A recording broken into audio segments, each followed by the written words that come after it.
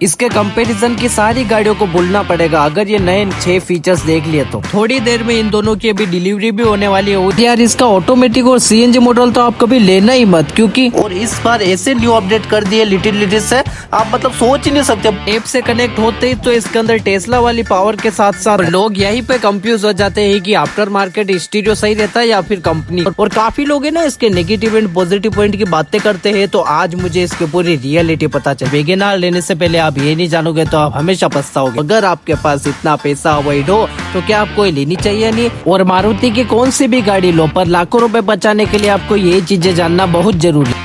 A few moments later.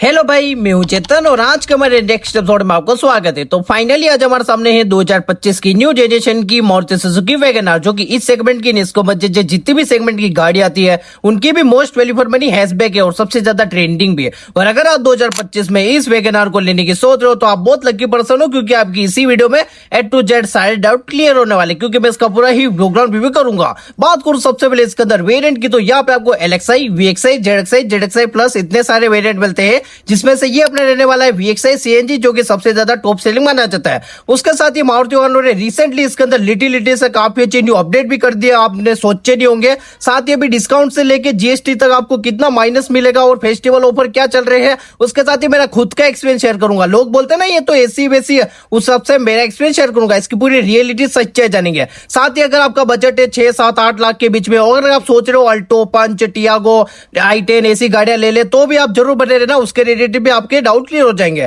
Front से देखो ना कहीं काफी अच्छी लुक्स निकल के आ जाती है। उसके साथ ही ऐसी कुछ की मिल जाएगी फिजिकल की, लो के नल्लो के साथ डबल की आपको ऑफर कर दी जाती है। नॉर्मली रहेगी पर यहाँ पे आपको मिड वेरिएंट से ही मिल जाएगी, ठीक है। इधर आपको हेडलाइट मिल जाएगी, उसके साथ ही यहाँ पे आपको इंडिकेटर रहेंगे, कोई भी फॉग लैंप नहीं मिलते। सेंटर में यहाँ पे आपको पियानो फिनिशिंग में ग्रिल मिल जाएगी और लुक्स देखो ना यार, मतलब ब्लैक फिनिशिंग में तो और भी ज्यादा माफिया जैसी दिख रही है। और लिटिल भाई मतलब स्कॉर्पियो एन भी बोलते हैं लोग। साइड प्रोफाइल में यहाँ पे आप देखोगे तो भाई यहाँ पे आपको व्हील कवर मिल जाएंगे और अपने 14 इंच के टायर रहने वाले, ऊपर की तरफ इंडिकेटर और ORBM आपको नॉर्मल मिल जाएगा। उसके साथ ही बड़ा सा एंटीना मिल जाएगा। साथ ही बैक लुक की तरफ जाऊंगा तो यहाँ पे आपको मिल जाती है, ओ भाई साहब मतलब क्या ही रोड पे से निकल के आती है यार, मतलब लगती तो यार पीछे से। और लोग ये जो मजाक उड़ाते हैं ना भाई, मतलब क्या ही मजाक उड़ाते हो भाई, बिजनेस और फैमिली में तो इतनी चलती है ना, मतलब आप खुद ही जानते हो 15-20 साल तक। यहाँ पे बैक लुक की तरफ देखूंगा तो ये नोटिस हो जाएगा, सबसे पहले बैकलाइट मिल जाएगी, उसके साथ ही CNG का बेज और स्कॉर्पियो एन वाली लाइट, उसके साथ ही वैगनआर का बेज मिल जाएगा। साथ ही अपने पार्किंग सेंसर रहने वाले हैं और क्रोम फिनिशिंग भी आपको देखने के लिए मिल जाएगी। यहाँ से मैं टच करूंगा तो यहाँ पे आपको पूरा ही बूट ओपन हो जाएगा, जिसके अंदर आप देखोगे तो सबसे पहले नोटिस हो जाएगा इसके अंदर सिलेंडर,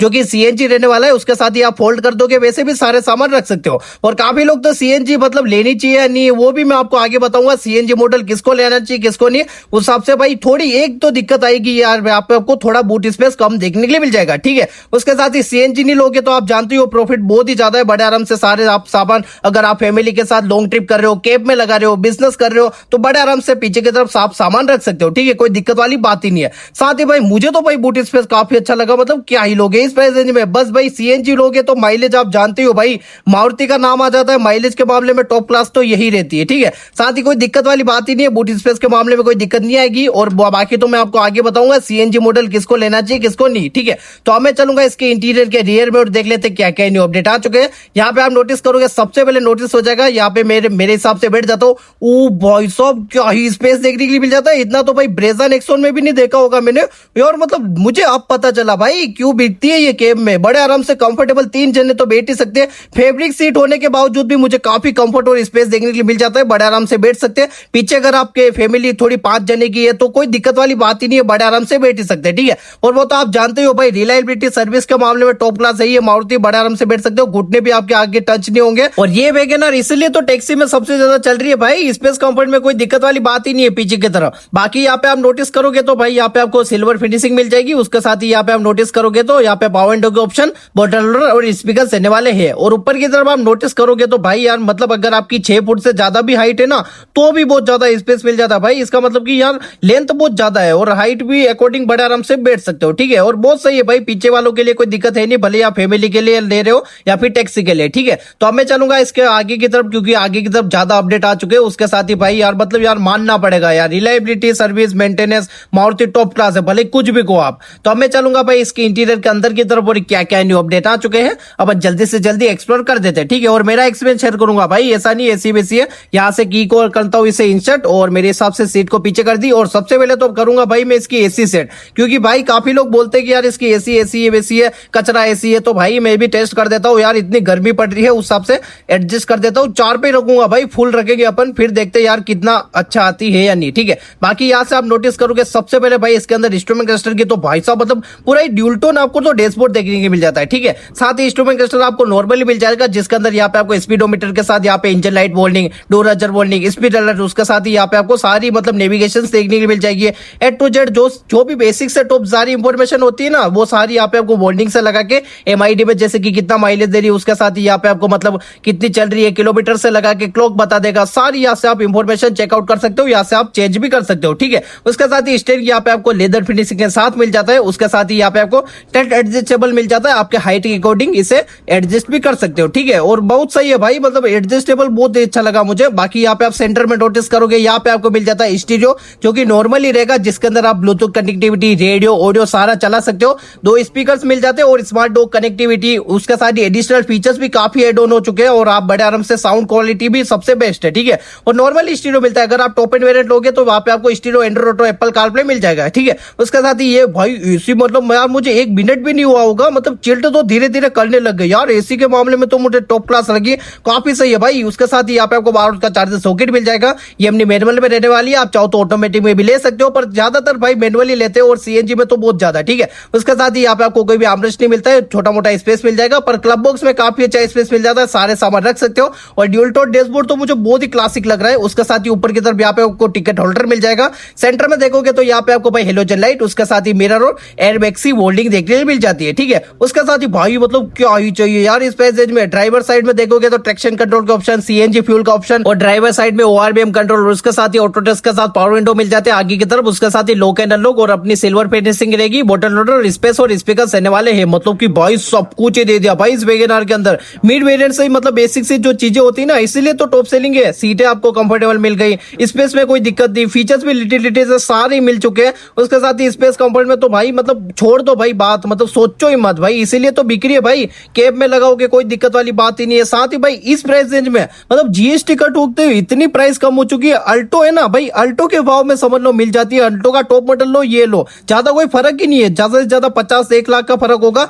और काफी लोग तो नेगेटिव पॉजिटिव पॉइंट की बातें करते हैं, पर मुझे तो अभी कोई नेगेटिव लगा नहीं। तो अब मैं आ चुका हूं इसके बाहर और अब बात कर देंगे बेसिक से टॉप चीजें जो कि आपको वैगनआर ही नहीं, अगर आप वैगनआर के कंपटीशन की और कौन सी भी गाड़ी लेने जा रहे हो तो ये चीजें जानना बहुत जरूरी है। सबसे पहले बात करूं इसके अंदर इंजन की, तो यहाँ पे आपको लगभग 1000 सीसी का इंजन मिल जाता है। पावर की बात करूं तो यहाँ पे आपको 55.92 bhp की पावर मिल जाएगी।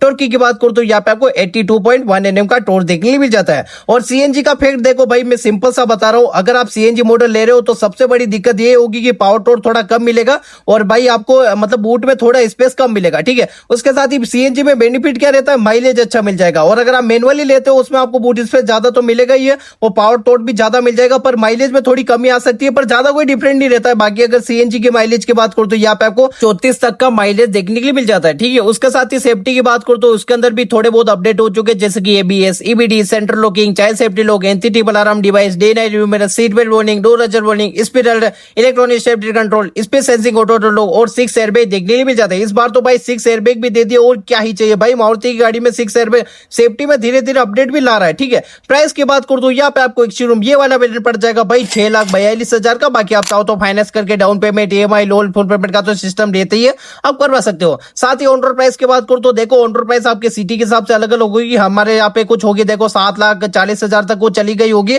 और उसके साथ ही भाई जीएसटी डिस्काउंट में क्या है भाई, जीएसटी इस बार हो चुका है भाई समझ लो 60 से 70,000 तक कम हो चुका है। पहले भाई 7-13 तक कुछ आई करती थी, इस बार तो भाई मतलब इतना कम कर दिया यार, और क्या ही लोग हैं। बाकी फेस्टिवल पे भी आपको काफी अच्छे डिस्काउंट ऑफर मिल जाएंगे, अगर आप विजिट करोगे तो भाई 30-35,000 तक के आप मतलब कि exchange offer, finance offer, SSC के इन सारे के बेनिफिट उठा सकते हो। वो तो आपको शोरूम पे जाके विजिट करना पड़ेगा। और कंपटीशन की बात करूं तो भाई क्यों ही करूं भाई, मतलब स्विफ्ट, टियागो, पंच, इन सब की बात अलग है, पर भाई ये मतलब मेन तो बिजनेस के पर्पज से और फैमिली के लिए भी सबसे बेस्ट रहती है, ठीक है। और 20-30 साल तक आप जानते हो इसका क्रेज अलग ही लेवल पे है। बाकी इसके रिलेटेड आपको कोई भी डाउट लगता है तो मुझे आप आप कमेंट कर सकते हो। साथ ही मेरे चैनल पे और भी काफी सारी review video, mini blog, fun video सारे आते रहते हैं, इसलिए आप एक बार चैनल को भी चेकआउट कर देना, ठीक है। तो भाई लोगों, आज की वीडियो में इतनी था। वीडियो देखने का बहुत बहुत धन्यवाद। तो लव यू ऑल।